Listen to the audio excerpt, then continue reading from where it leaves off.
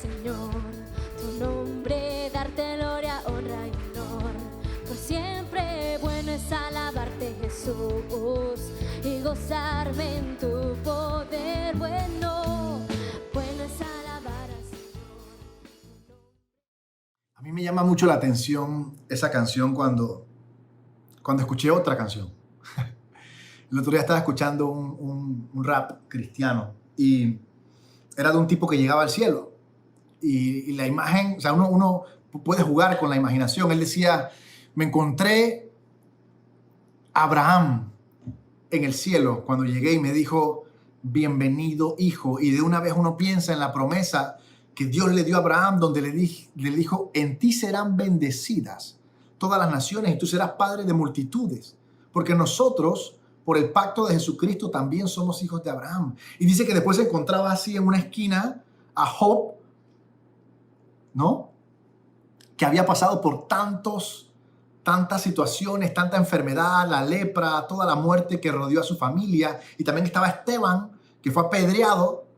Y estaban los dos, y los dos dice que le decían a este señor, hey, valió la pena el sufrimiento. Lo que pasamos en la tierra no tiene comparación con lo que está pasando aquí. Y dice que después se encontraba a Pablo, y Pablo dice que lo felicitaba por la perseverancia que él tuvo en la tierra. O sea, usted se imagina a Pablo en el cielo, poniéndole una mano aquí en el hombro, diciéndole que, hey, felicidades por perseverar. Pero dice que él estaba bien contento y bien chilling con toda esa gente, pero él decía, espérate, llévenme a donde él.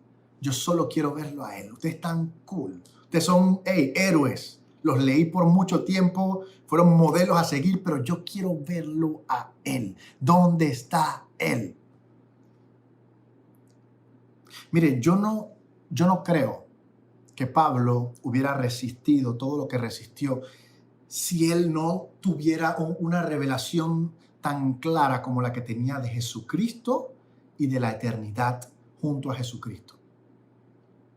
Yo quiero que usted sepa que cuando usted lee acerca de estos hombres, lo que los mantenía a ellos comprometidos, lo que los mantenía a ellos constantes, era la revelación de Jesucristo que ellos tenían. Era la manera en que lo conocían, lo real que era Jesucristo en sus vidas. Era lo que les permitía seguir adelante, porque ellos sabían que esto era real. Y yo te quiero decir hoy, si esto no es así de real para tu vida,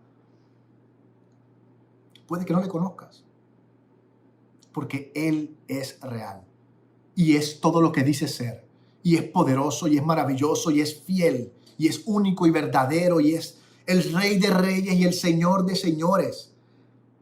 Ese es Él.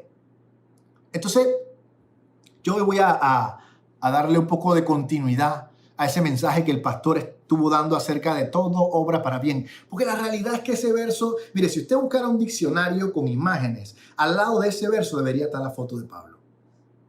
Que por cierto, durante toda la semana la semana pasada estaba pensando en esto y nunca lo escribí en el grupo de la iglesia, no lo dije, pero mira, el Señor lo acaba de traer de nuevo. Porque acabo de decir, al lado de ese verso estaría la foto de Pablo.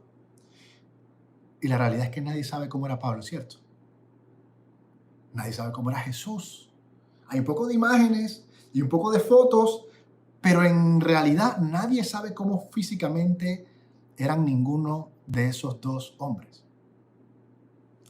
¿Sabe por qué? Porque no había taquilla. Y yo tengo algo que quiero sacarme desde hace mucho tiempo.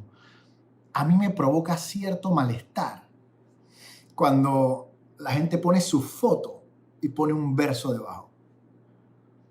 Cuando la foto no representa en lo más mínimo lo que dice ese verso. Tú sabes. Y no estoy hablando, ni siquiera me voy a meter en las profundidades de fotos en vestido de baño y fotos que no tienen nada que ver. Fotos de carnada. ¿Sabes una carnada, no? Cuando uno tira una carnada. Son fotos de carnadas y debajo pones un verso de que para santificar la demencia que estás haciendo. Yo tengo un problema grave con eso. A mí me molesta. ¿Sabes cuál es el único verso que debería estar debajo de nuestra foto? Porque todos pecamos y hemos sido destituidos de la gloria de Dios. lo demás no nos representa. Así que ya estoy en paz conmigo mismo. Vamos con el mensaje de hoy. Estaba diciendo que el pastor habló acerca de todo obra para bien y que debería estar al lado la foto de Pablo. Porque la verdad es que si hay alguien que vivió una cantidad de cosas inimaginables, es Pablo. Entonces, yo voy a hablar ahora de todo obra para bien parte 2. Pablo. Bien, ¿dónde estábamos con respecto a Pablo? Pablo, de acuerdo a lo que nos dijo nuestro pastor hace un par de domingos, recibió, eso era Hechos 16, Hechos capítulo 16, recibió una visión de un macedonio, un hombre de Macedonia que le decía, ven y ayúdanos. Bien, esa es la visión y Dios te da una porción de todo el asunto y es lo suficiente que tú tienes que recibir para obedecer, para poner la maquinaria en marcha. Dios no le dijo todo lo que iba a pasar. Dios nada más le dio una visión de un hombre macedonio que le decía, ven, ayúdanos. Entonces Pablo establece el rumbo hacia Macedonia y se lleva a Silas y a Timoteo. Ya no estaba con Bernabé, ya se habían separado. Estaba con Silas y con Timoteo. Macedonia, para que tengamos un poquito de contexto, en su mayoría es Grecia hoy. En su mayoría es Grecia hoy. Pero en esa época tenía ciudades súper importantes. Pablo las recorrió. Si usted busca en el libro de Hechos y va viendo a partir del capítulo 16, no lo vamos a recorrer todo. Y él va entrando en distintas ciudades. Entró en Filipos, entró en Tesalónica, que es la capital era la capital de Macedonia en esa época. Está Berea y está Apolonia. Esas eran las 4 ciudades más importantes de la Macedonia de esa época: Filipos, Apolonia, Berea y Tesalónica. Y métale en mente, porque cuando Pablo pasaba por un lugar, no era que pasó no sé quién y a los 2 años ya no había ni rastro del fruto de Pablo. No. No es como los movimientos evangelísticos de hoy. Nos vamos a meter. No es como los movimientos evangelísticos de hoy, que son lujo, esplendor, bocinas, luces. Llegan a un lugar, se reúnen 15,000 personas y un año después no queda ni el humo de lo que pasó ahí. Pablo era uno solo, iba con 2 manes a pie. No había WhatsApp, no había Zoom, no había live de YouTube, no había nada. Era él, el ejército del Dios viviente y el Espíritu Santo. Si usted le presta atención, Filipos es la carta a los filipenses. Si usted le presta atención, Tesalónica es la carta a los tesalonicenses. ¿Qué quiere decir eso? Que después que Pablo pasó por ahí quedó una iglesia. La iglesia de los filipenses, la iglesia de los tesalonicenses. Y después Pablo les escribía desde la cárcel para seguir discipulándolos, para seguir supervisándolos. No es que él llegaba, evangelizaba a todo el mundo y iba para adelante y que se encarguen los pastores. No. Esa era su obra. Él la seguía supervisando. En todas las ciudades que él entraba, quiero que tengamos bien claro esto, Pablo se iba derechito a la sinagoga judía. No era que iba a los indigentes, no. Él iba derechito a la sinagoga judía y comenzaba a predicar el evangelio de Jesucristo en la sinagoga judía. Siempre pasaba la misma cosa. Un grupo de gente se convertía, por eso fue que Pablo fue. Y yo quiero que tú sepas algo, no todo el mundo se va a convertir con el evangelio. No todo el mundo. Nuestro pastor escribió hace poco en un grupo, el evangelio es la puerta angosta. El evangelio es la puerta angosta. A veces nuestro amor nos nubla y queremos que todo el mundo se salve y que todo... Es la puerta angosta. Son menos los que se salvan que los que se van a perder. Aún en la iglesia hay gente que está sentadita, bien emperipolladita, bien maquilladita, bien emperfumadita y se está perdiendo. Así que Pablo llegaba, entraba a la sinagoga, había gente que recibía el evangelio y decidía cambiar su vida, y había gente que no lo recibía. Los que no lo recibían siempre van a tener esta actitud. Cuando alguien no quiere recibir el evangelio, va a decir que tú estás mal o que el evangelio está mal. ¿Quieres saber por qué? Porque si el evangelio no está mal, significa que los que están mal son ellos. Entonces ellos van a criticarte a muerte. Te van a tirar con todo para que seas tú el que está mal y ellos están bien por no asistir a la iglesia o no ser parte del cuerpo de Cristo. Por eso que la gente critica tanto el evangelio. Porque ellos saben que si el evangelio está bien, ellos están en una encrucijada y ahora tienen que tomar una decisión. Porque si él está bien y yo no estoy en él, significa que yo estoy mal. Entonces yo tengo que declarar firmemente y públicamente que quiero seguir estando mal. Y yo quiero que la gente sepa que cuando alguien no está en Cristo, está haciendo esto públicamente. Públicamente. Está declarando conscientemente que quiere seguir por ese ritmo de vida, ¿no? Después que Pablo salió de Macedonia, donde le pasó de todo, recordemos, gente se convierte y gente se levanta. Hay gente que recibe el evangelio y hay gente que lo ataca. En medio de esos ataques, a Pablo lo azotaban, lo golpeaban, lo metían preso, o sea, lo tiraban medio muerto afuera de la ciudad, en todas las ciudades que él llegaba. Y no por eso él paraba de ir. Porque a veces, cuando no nos reciben el mensaje, nosotros decimos, bueno, ya se acabó. No lo recibieron, no se van a salvar, vamos para otro lado. Pablo seguía. Pablo se iba cuando Dios le decía que se fuera. Porque no es él el que se envió, fue Dios el que lo envió. Cuando es Dios el que te envía, es Dios el que te dice cuándo puedes parar. Después de Macedonia, Pablo se mete en Grecia. Y en Grecia visita Atenas, Corinto, Éfeso. Mire, la carta a los Corintios, la carta a los Efesios. Todas esas fueron obras. Pablo iba sembrando, abriendo surco, abriendo camino, levantando líderes y dejando la obra activada. Ya acabamos de recorrer Filipenses, Tesalonicenses, los Corintios, los Efesios. Todas esas fueron iglesias que sembró Pablo. Y después que salió de Grecia, llega a Jerusalén. Le estoy dando el contexto de lo que pasó desde que el pastor nos enseñó que Pablo había ido a Macedonia, a donde la visión del macedonio, y lo metieron preso y se puso a adorar con Silas. Bueno, después de todo eso, Pablo siguió este camino y siguió sembrando obras y lo siguieron azotando y lo siguieron encarcelando. Era un evangelista. Es como yo le dije a alguien el otro día, es que yo no puedo parar. O sea, yo no tengo a dónde ir. Yo no sé cómo vivir de otra manera. Este soy yo. Ni aunque quisiera, puedo parar. Esto es lo que sale de mí así. No tengo otra. Este soy yo. Y Pablo era exactamente lo mismo, pero 500 millones de veces mejor, evidentemente. Y sembró todas estas obras a pie y en barco. Sembró todas estas obras a pie y en barco. Y las supervisaba. Que a veces nosotros decimos que yo no puedo agarrar el carro para ir a... Usted sabe, ¿no? Bien. Y cuando llegó a Jerusalén, hizo exactamente lo mismo. Fue y frenteó en la sinagoga. Pero acá está el Sanedrín. Acá está el concilio. Acá están los mismos que asesinaron a Jesucristo. Estaban allí. ¿Y qué pasó?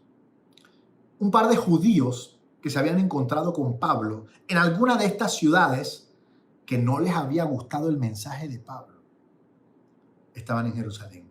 Y cuando vieron que Pablo llegó, formaron el alboroto y lo denunciaron. Y este es el que estaba alborotando nuestra ciudad. Y este lo metimos preso. Y este lo azotamos y tal y cual. Al punto que a Pablo lo terminaron metiendo preso en Jerusalén.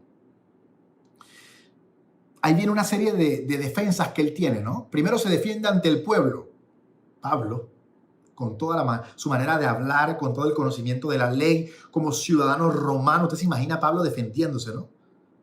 Se defendió frente al pueblo, se defendió frente al concilio judío de Jerusalén, se defendió frente al gobernador Félix, una autoridad romana. Luego se defendió, cuando se defendió frente a Félix, Pablo pidió que lo juzgara César, porque él era ciudadano romano. Entonces él tenía derecho y él pidió al gobernador Félix, que era un romano, que lo juzgara César.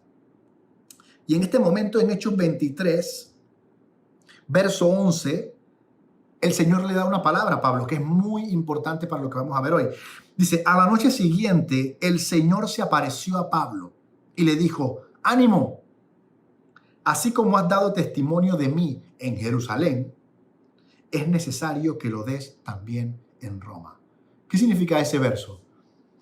El Señor se le aparece y le dice, ánimo Pablo, así como has dado testimonio de mí en este lugar, es necesario que lo des en Roma. Y Pablo estaba preso en Jerusalén. Pablo, cualquier persona, su prioridad en ese momento era salir de la cárcel.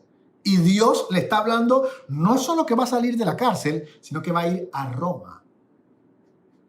Tú sabes, es una palabra. Y ya Pablo de inmediato en su corazón entiende, este no es mi final. Si voy para Roma. Así que Pablo pide audiencia con el César. A Félix, el gobernador, se le está saliendo de las manos. Este es un ciudadano romano que habla muy bien, que se defiende, que sabe la ley, que sabe todo y que no lo puede culpar. No encuentra la manera, igual que con Jesucristo, no encuentra la manera. De repente venía un rey, el rey Agripa y su esposa Berenice. ¿Y por qué este man es famoso? Porque este man era bisnieto de Herodes. Mira, el rey Agripa se encuentra con Pablo. El rey Agripa es el bisnieto de Herodes el Grande. O sea, Pablo se está encontrando de frente con el bisnieto del Herodes que mató a los niños cuando Jesús nació. Para que tú veas. Un par de generaciones más tarde, choque espiritual de vuelta. El Herodes que hizo la masacre de bebés tiene un bisnieto que se llama Agripa, que se encuentra con Pablo en Jerusalén. Y lo ponen frente a él y Pablo se defiende frente a él también. Así que al final a Pablo lo van a mandar para Roma. Y ahí es donde comienza esta historia. Hechos 27, verso 1 dice lo siguiente. Dice, cuando se decidió que debíamos navegar para Italia, entregaron a Pablo y algunos otros presos a un centurión llamado Julio, de la compañía Augusta. Y embarcándonos en una nave adramitena, que iba a tocar los puertos de Asia, zarpamos estando con nosotros Aristarco, macedonio de Tesalónica. Mire, en este viaje de barco con Pablo iba Lucas, el Evangelio de Lucas, iba Lucas, el doctor, iba Aristarco, un macedonio de Tesalónica. O sea, Pablo fue en la ruta de Macedonia y no solamente llevó el evangelio a ese lugar, sino que se trajo un discípulo.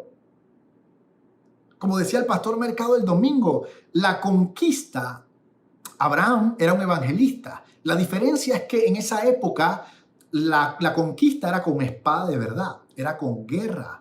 Él tenía que llegar a un lugar y matar a la gente y ganar la guerra y conquistaba ese territorio y la gente quedaba metida con su Dios y se traía el botín. En el Antiguo Testamento, la conquista de territorios era a través de espada de verdad, era a través de guerra, una expansión militar. En el Nuevo Testamento, la conquista es a través de otra espada. Es una espada de doble filo que corta la palabra de Dios. En el Nuevo Testamento, la conquista se hace a través de la palabra, bajo el poder del Espíritu Santo. Pablo llegó a Macedonia sin ningún arma, sin ningún cuchillo, sin ninguna espada, con la palabra y lleno del Espíritu Santo, y conquistó el territorio. Y se trae discípulos. Y nosotros estamos llamados a ser conquistadores también, con la misma palabra, con el mismo evangelio, con el mismo espíritu. Tenemos que establecer este gobierno donde quiera que vamos. Tenemos que establecer esta cultura donde quiera que vamos, cambiando la atmósfera, cambiando los aires. Dios nos ha llamado a conquistar nuestros trabajos, nuestras barriadas, nuestras familias. Pablo, el movimiento del reino de las tinieblas y del reino de los cielos en la tierra tiene que ver con territorios que son ocupados, ya sea por el Espíritu del Señor o por el enemigo. Nosotros estamos llamados a conquistar esos territorios, de la misma manera en que lo hizo Pablo. Sigue el verso 7, dice, navegando muchos días despacio y llegando a duras penas frente a Nido, porque se los impedía el viento, navegaron a sotavento de Creta frente a Salmón y costeándola con dificultad llegaron a un lugar llamado Buenos Puertos. Para que usted vea que el Señor tiene un sentido del humor impresionante. El lugar se llamaba Buenos Puertos, pero eso no tenía ningún sentido. Ese era un pésimo lugar, no era nada de bueno ese puerto. Cuando era invierno, ahí se formaban unas tormentas que ni un barco quedaba sano si quedaba ahí anclado. Eran destruidos los barcos. Así que eso de Buenos Puertos, nada. Pero ahí llegó Pablo con toda su comitiva montados en ese barco como prisioneros. Pero un prisionero de una categoría especial, porque todavía no lo habían culpado. Todavía no había sido encontrado culpable. Él iba donde César apelando a su inocencia. O sea, que él era una condición, él iba como prisionero, pero todavía no del todo, ¿no? Dice el verso 9, y habiendo pasado mucho tiempo y siendo peligrosa la navegación, por haber pasado ya el ayuno, Pablo les amonestaba diciéndoles, varones, veo que la navegación va a ser con problemas, con perjuicio, dice aquí, y mucha pérdida. No solamente vamos a perder el cargamento y la nave, sino también nuestras vidas. Pablo, ahora, vamos a poner una pausa aquí. Pablo no le está profetizando a esa gente. Dejémonos de cuento. Pablo no les está profetizando a ninguno de ellos y que el Señor me dijo. Ahí no dice eso. Ahí no dice el Señor me dijo. Pablo le está hablando de su propia experiencia terrenal. Y la realidad es que Pablo había sido un viajero experimentado en las aguas del Mediterráneo. Para este momento había recorrido como 3.500 millas por mar. Imagínense que Pablo tuvo 3 naufragios. Segunda de Corintios 11, verso 25 dice, 3 veces he sido azotado con varas, 1 vez apedreado, 3 veces he padecido naufragio, 3 veces. 1 noche y 1 día he estado como náufrago en el mar, en caminos muchas veces, en peligros de ríos, peligros de ladrones, peligros de minación, peligros de los gentiles, peligros en la ciudad, peligros en el desierto, peligros en el mar, peligros entre falsos hermanos, en trabajo y fatiga, en muchos desvelos, en hambre y sed, en muchos ayunos, en frío y en desnudez. Y además de otras cosas, lo que sobre mí se agolpa cada día, la preocupación por todas las... O sea, ¿te escuchó eso? La vida de Pablo. Y nosotros estamos viviendo una iglesia súper cómoda. Y no es nuestra culpa, en parte. O sea, esto fue lo que le tocó vivir a Pablo. No significa que porque yo no he vivido 3 naufragios estoy mal. Pero eso es lo que Pablo vivió. Y yo quiero que usted vea la transición que hizo este hombre, porque este hombre era una autoridad bajo la ley. Era un fariseo de los fariseos. Yo estaba lavándome los dientes y yo pensaba, puede ser que yo tenga un primo que los frenes le digan que, hey, tu primo se volvió loco. Tu primo anda por ahí predicando, tu primo eres evangélico. Y puede ser que a un primo mío le dé pena eso. No estoy hablando de ninguno ahorita mismo, pero ese pensamiento me llegó. Puede ser que le dé pena porque dirán, que ya tengo un primo. Él pensará realmente, verdaderamente tengo un primo que se volvió loco. Verdaderamente. Porque desde el mundo al cristiano se le ve como un loco. Se le ve como un desviado del catolicismo. Ahora imagínate Pablo. Pablo que era un fariseo de los fariseos. Él perseguía a la iglesia. Y ahora está siendo probablemente el más apasionado dentro de la iglesia. Esto es lo que hace Jesucristo. Esta es la realidad, la verdad del evangelio. Que si a alguien que ni siquiera lo está haciendo le da pena, imagínate a ti que tú estás gozoso y orgulloso y contento de que finalmente, con todos tus defectos, estás con el Señor. Pablo vivió todas estas películas por Cristo. Así que Pablo los amonestaba diciéndoles, señores, vamos a perder el cargamento, las naves y nuestras vidas. Pero el centurión, dice el verso 11, le daba más crédito al piloto y al patrón de la nave que a lo que Pablo... Y no lo podemos culpar. Yo fuera el centurión, yo también lo hubiera... Tengo a Pablo, que es un prisionero, un fariseo, en el mejor de los casos, y tengo al piloto y el capitán de la nave. Yo le voy a hacer caso al piloto y al capitán de la nave, que son marineros experimentados, ¿no?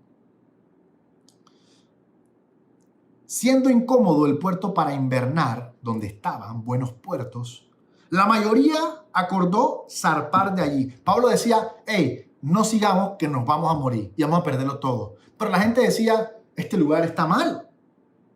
Así que vámonos. Verso 13, y soplando una brisa del sur, pareciéndoles que ya tenían lo que deseaban, levaron anclas e iban costeando Creta. Mire, yo no sé si usted ha estado en una situación donde el Señor no le ha dicho que sí todavía, no le ha dicho que avance, no le ha dicho, hey, sigue, haz el siguiente paso, pero tú tienes ganas. Tú que estás viendo la realidad terrenal principalmente, tú estás viendo de que se nos está acabando el tiempo, se nos está acabando la gasolina, se nos está acabando la plata, nos estamos quedando, o sea, si no lo hacemos ya, no lo vamos a lograr. Parece terrenalmente que es un buen momento para hacerlo. Mira lo que dice ahí. Y soplando una brisa del sur, y les pareció que ya era el momento, los manes levantaron anclas y fueron pa'lante. Mira, la obediencia es lo principal en el Evangelio. O sea, nosotros, cuando vemos la realidad terrenal que va en dirección contraria a lo que Dios está diciendo y damos ese primer paso de fe, aunque estemos súper incómodos, aunque tengamos algún grado de preocupación, aunque no tengamos ningún tipo de confianza en nosotros, pero decidimos confiar en Dios y damos ese primer paso, entonces Dios derrama su paz. Entonces Dios derrama su gozo. Entonces Dios se muestra con poder. Pero si muy por el contrario, nosotros dejamos nuestro corazón influenciarse por lo que estamos viendo, por lo que estamos sintiendo, por lo que nos están diciendo, y el primer paso, en vez de darlo de acuerdo a la voluntad de Dios, lo damos de acuerdo a la voluntad de la gente que nos... Entonces el enemigo se muere de la risa en nuestras vidas. Mira lo que dice el verso 14. Pero no mucho después, de inmediato, porque ya desobedeciste, ya el daño está hecho. Ya lo que el diablo quería, ya mordiste la manzana. Ya él se puede ir, ya se puede ir para otro lado. Es más, mira, el diablo tradicionalmente hace esto. Él usa algo terrenal y externo. Él usa algo terrenal y externo para influenciar en tu corazón, para que tú desobedezcas al Señor o para que dejes de creer algo que el Señor te dijo y por ende lo desobedeces. Y apenas lo desobedeces, apenas pecas, el diablo te suelta y te comienza a acusar. Es un demente, o sea, te tienta, te miente, caes, pecas y te comienza a acusar. Viste que eres un pecador, viste que desobedeciste, viste que no sirves, Dios no te puede confiar nada. Por eso es que estás donde estás, porque vives desobedeciendo a Dios. O sea, eso funciona así y yo sé que a usted le ha pasado. Se ve bien, se ve bonito. Dios me dijo que no, pero yo lo tengo aquí. Y apenas usted lo toma, el diablo te comienza a bombardear la cabeza con culpa, al punto que hay gente que se va de la iglesia, hay gente que no quiere darle la cara al pastor, hay gente que no quiere darle la cara a nadie, al líder, al mentor, a nadie, se alejan. Mire, cuando usted ve que alguien se aleja silenciosamente, ahí hay pecado, se lo garantizo. Pero no mucho después, dice el verso 14, dio contra la nave un viento huracanado llamado Euroclidón. Mira, para que tú le pongas nombre a un viento, eso tiene que ser una verdadera demencia. Para que los marinos le pongan nombre a un viento, ya ellos sabían. Verso 15, y siendo arrebatada la nave, mire, ay Dios mío, cómo se comienzan a desencadenar las cosas. Todo parte de una desobediencia. Todo parte de una desobediencia. El diablo no necesita tu gran pecado. Digo, le encantaría. Pero todo comienza con un descuido, con una pequeña desobediencia, con bajar la guardia en un área pequeña. No vas a robarte un banco, no vas a caer en masturbación o en fornicación, pero lentamente dejas de orar. Lentamente dejas de leer la palabra. Mira, a la gente le encanta la alabanza y eso es maravilloso. Pero yo quiero que tú sepas que lo que transforma tu corazón es la palabra de Dios. Dice mi Biblia que Jesucristo pagó por su iglesia, pero dice, para entregársela a sí mismo, sin mancha y sin arruga, limpiándola a través de la palabra. Tu corazón es transformado por la palabra de Dios, bajo el poder del Espíritu Santo. Y hasta en eso se ha metido el enemigo, porque nos encanta más adorar que leer. Ni vamos a hablar de orar. Nos encanta más adorar que leer la palabra. Quiero que sepas que lo que transforma tu corazón es la palabra de Dios. Mire, solamente vieron que el viento era como que bueno y nos fuimos. Mire el nivel, porque esto comienza a agarrar velocidad. Cuando tú te descuidas, luego el diablo ya te muestra su verdadera cara y tú comienzas a cosechar el fruto de tu desobediencia. Porque el fruto de la obediencia es gozo, es paz, es bendición. Todas esas cosas maravillosas. El fruto de la desobediencia es muerte, es preocupación, es tristeza, es ansiedad. Así que si tú tienes cualquiera de estos frutos metidos en tu refri, quiero que sepas que en algún lugar hay una desobediencia. Vamos a ver qué fue lo que cosechó esta tripulación. Dice, y siendo arrebatada la nave, no pudiendo poner proa al viento, nos abandonamos a él. Ahí va, ya, nos abandonamos de una vez y nos dejamos llevar. Pocas palabras, bajo la autoridad del pecado. Habiendo corrido a sotavento de una pequeña isla llamada Clauda, con dificultad pudimos recogerle, casi se les va el bote salvavidas. Y una vez subido a bordo, usaron de refuerzos para ceñir la nave y teniendo temor de dar en el sirte, arriaron las velas y quedaron a la deriva. O sea, con sogas comienzan a amarrar el casco de la nave para que no se destruyera. Pero siendo combatidos por furiosa tempestad, al siguiente día comenzaron a lijar y al tercer día, con sus propias manos, arrojaron los aparejos de la nave. ¿Qué fue lo que dijo Pablo? Miren, si hacemos esto, vamos a perder la carga, la nave y nuestras vidas. Perfecto. Ya comenzaron a arrojar los aparejos de la nave. Ya comenzaron a arrojar partes de la nave. Que por cierto, no están ahí por gusto. Son necesarias para una navegación buena. Así que comenzaron a arrojar partes de la nave. Y no apareciendo ni sol ni estrellas por muchos días. Eso era una tempestad bárbara. No apareció ni cielo, ni sol, ni estrellas por muchos días. Y acosando por una tempestad no pequeña, ya habíamos perdido toda esperanza. Nos pareció buena la vuelta, desobedecimos. ¿Y qué pasó? Nos abandonamos, nos dejamos llevar, quedamos a la deriva. Esas son las palabras que están en estos versos. Nos abandonamos, nos dejamos llevar, quedamos a la deriva, comenzamos a perder cosas valiosas para nosotros, habíamos perdido toda esperanza de salvarnos. ¿Alguna vez usted se ha encontrado en esa situación? Comenzó suavecito, comenzó con una conversación por WhatsApp leve, conversó a una hora no debida con la persona no debida, después pasó un intercambio de fotos, después la cosa comenzó, vamos a vernos en un café para que, tú sabes, públicamente, porque no somos nada. Comenzó suave, comenzó con un viento, comenzó con un, hey, este man ya fue una vez a la iglesia. Esta man ya fue una vez a la iglesia. Comenzó con un viento suave. Y ya vamos de que ya perdimos toda esperanza de salvarnos. Ya nos dejamos llevar. Ya estamos a la deriva. Ya perdimos cosas que valorábamos. Cosas que eran importantes para nuestra vida. Cosas que nos traían una felicidad real y verdadera.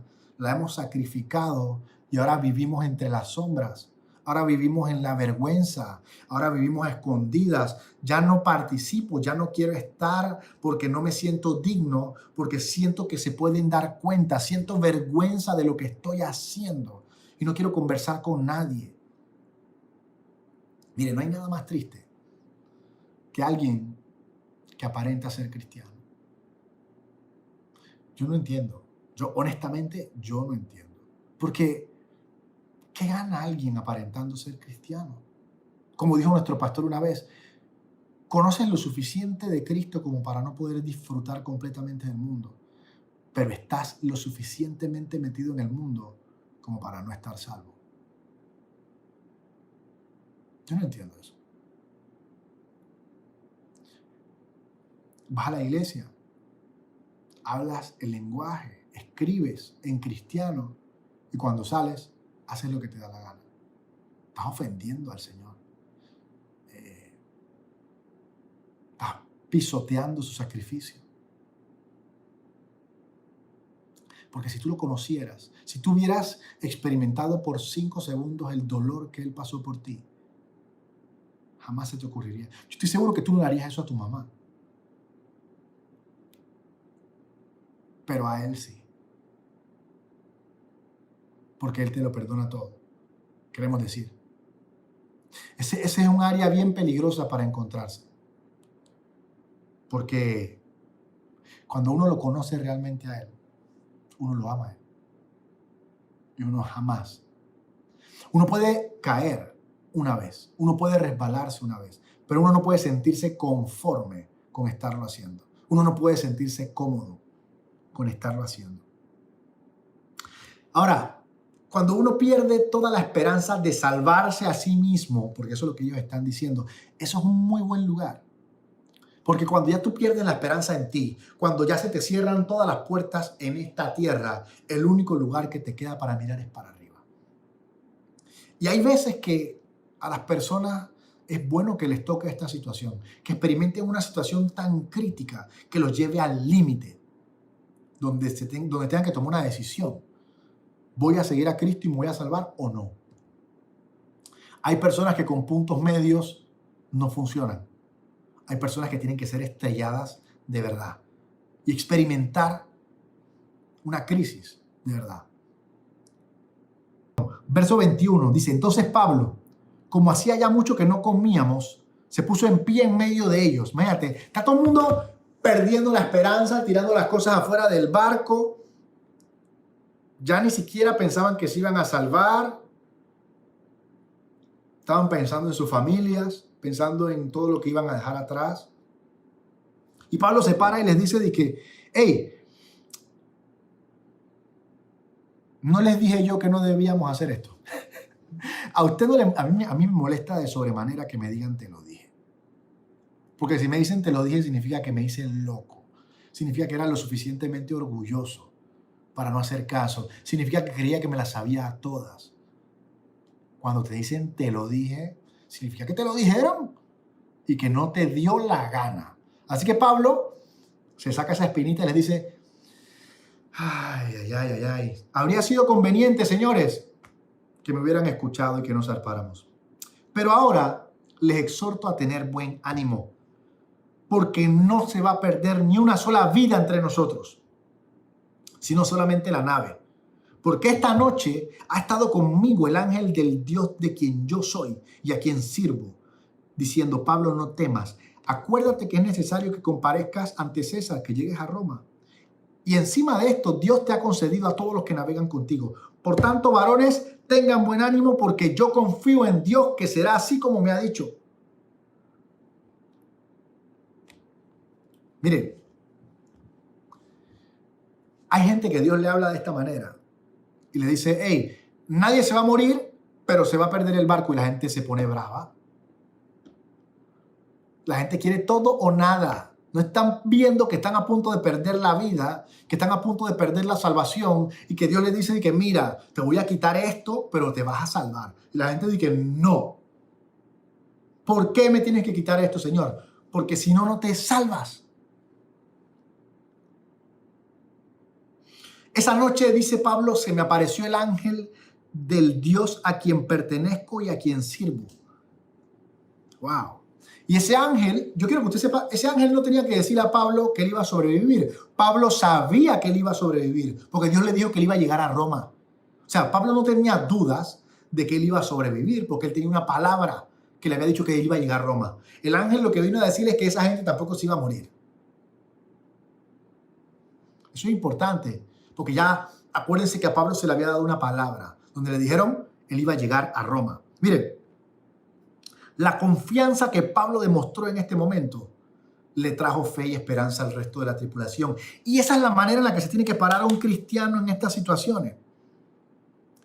Pablo dijo, yo creo que así como Dios me ha dicho, así será.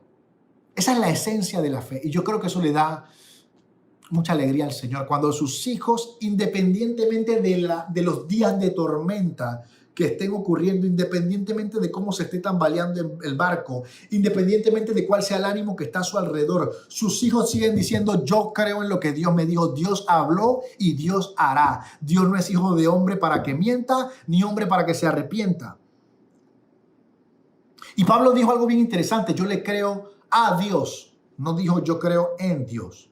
Porque hay gente que dice, ¿tú crees? Yo creo en Dios. Sí, pero tú le crees a Dios. Yo quiero que tú sepas que cuando tú dices que yo creo en Dios, te pone al mismo nivel de los demonios. Porque los demonios también creen en Dios. Los demonios también creen en la existencia de Dios y en el poder de su palabra. Pero es algo muy distinto cuando tú le crees a Dios, cuando tú crees en que su palabra se va a cumplir, cuando tú crees que Él es quien dice ser. Y eso es lo que Pablo dijo ahí, yo le creo a Él. Lo que Él me dijo sucederá, lo que Él me dijo se hará. El ángel se me apareció y dijo que ninguno de nosotros se va a morir. Pablo le cree, mire, y otra cosa, es muy fácil creerle a Dios cuando todo está bien. Cuando las cosas van como alineadas con lo que Él te dijo. Pero creerle a Dios cuando van no sé cuántos días de tormenta. Creerle a Dios cuando el barco se está destruyendo. Creerle a Dios cuando todo el mundo a tu alrededor no tiene ni una gota de esperanza. Esos son los momentos violentos donde tu fe sube a ese trono con un olor fragante. Y complace a nuestro Señor. Igual que Job. Job 13:15 dice, he aquí, aunque Él me matare, en Él esperaré. Esa es la palabra de Job. Cuando estaba lleno de lepra, estaba todo vuelto un desastre. Él dice, mira, aunque Dios me mate, en Él voy a esperar porque Él dijo algo y yo sé que lo va a cumplir. Otra cosa, Pablo no tuvo ningún tipo de vergüenza en decir que él le creía a Dios. Pablo no tuvo ningún tipo de pena en decir, yo le creo al Dios al que sirvo. Y toda esa gente en ese momento, viendo lo que Pablo estaba... Mire, usted tiene que entender algo. Cuando usted habla de parte de Dios, cuando usted lanza la palabra de Dios, el Espíritu Santo lo va a respaldar. Y no importa si es ateo, católico, budista, el Espíritu Santo va a caer en ese lugar y todos los corazones van a llenarse de fe en el Señor. Pero a nosotros a veces nos da pena. ¿Sabe por qué nos da pena? Porque nosotros pensamos que vamos solos. Que nosotros pensamos que estamos hablándole a ejecutivos, a gerentes, a vecinos, a familias, y que vamos nosotros con nuestras palabras, con nuestras astucias, con nuestros conceptos y nuestras frases. Olvídese, usted va bajo el poder del Espíritu Santo. Y lo que tiene que presentar es el Evangelio.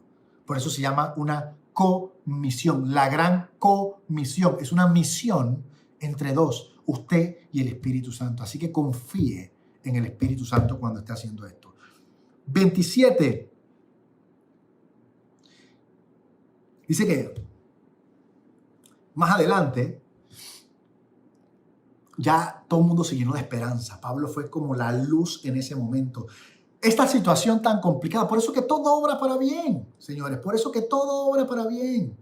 Porque una situación que parece de muerte sirvió para que el Dios viviente se le revelara a toda esa tripulación.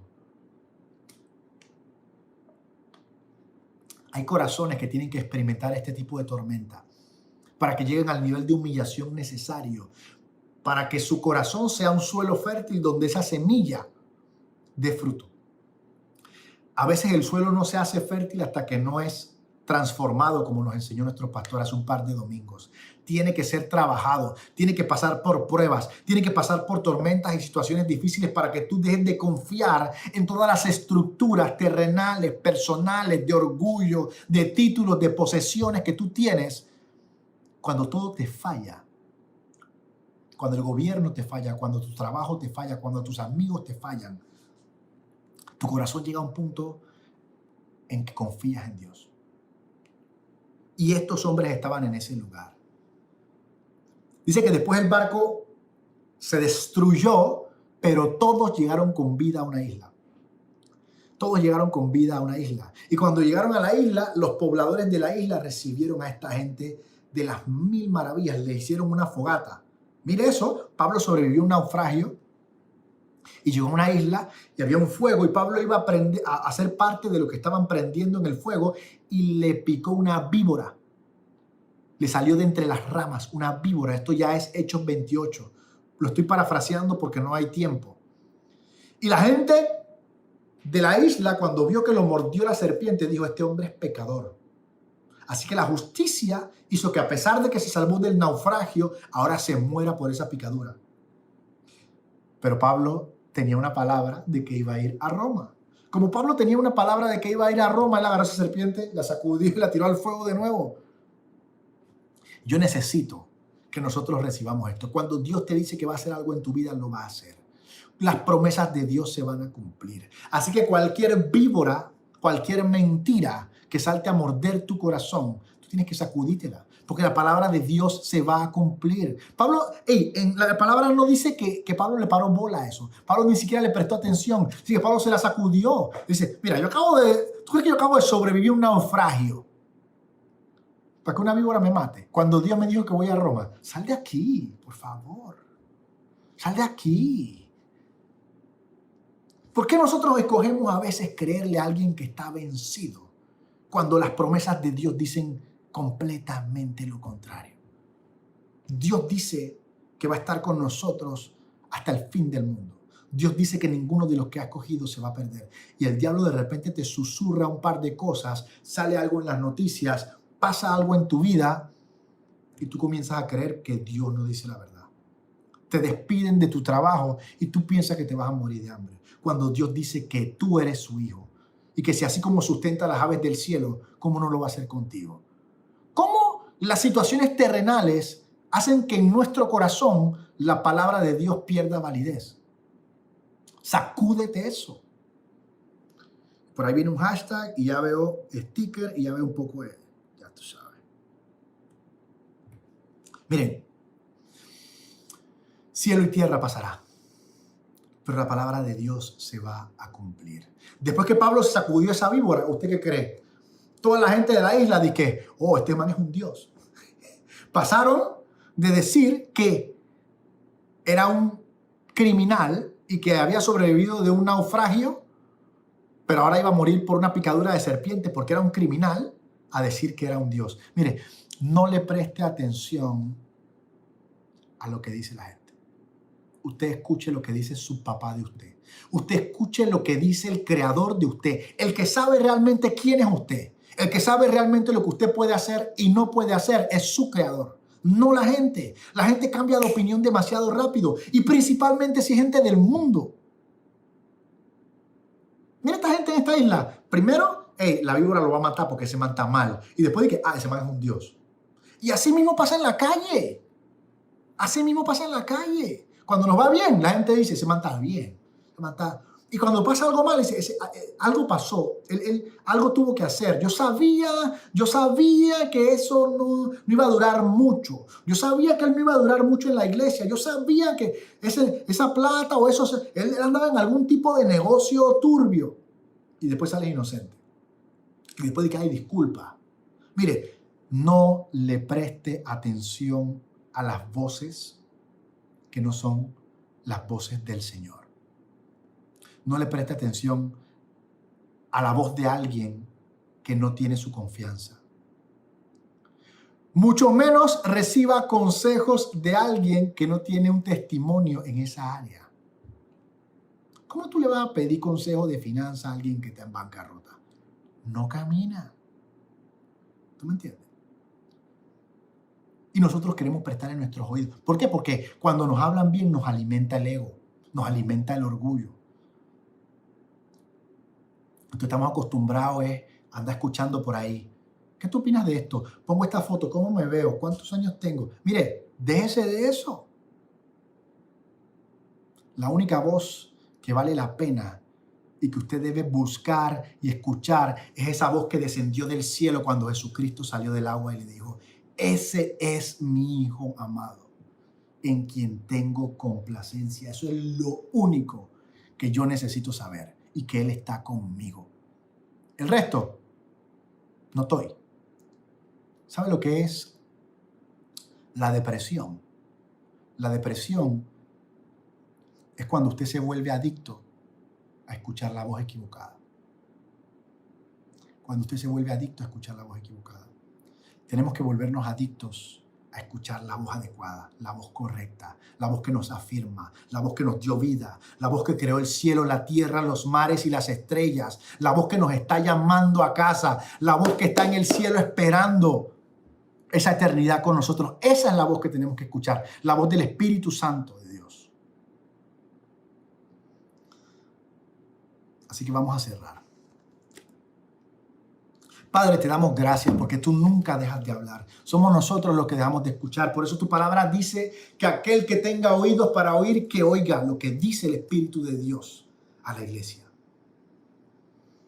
Permite que nos volvamos adictos a tu voz, Señor. Permite que los ruidos de afuera que gritan se callen, Señor. Permite que podamos sintonizar nuestro corazón con la frecuencia de tu voz. Que nos concentremos en esa voz y que nos volvamos adictos a esa voz y que no nos paremos de ese lugar de oración y de intimidad hasta que no hayamos escuchado esa voz, porque esa voz es la que cambia nuestra vida. Esa es la voz que nos da propósito, esa es la voz que nos alienta, que nos da esperanza, esa es la voz que nos da vida a nuestra vida. Ayúdanos a valorar esa voz, ayúdanos a valorar esa voz, porque el diablo grita, Señor. El diablo grita, pero tu voz es un silbido apacible. Tu voz es un susurro.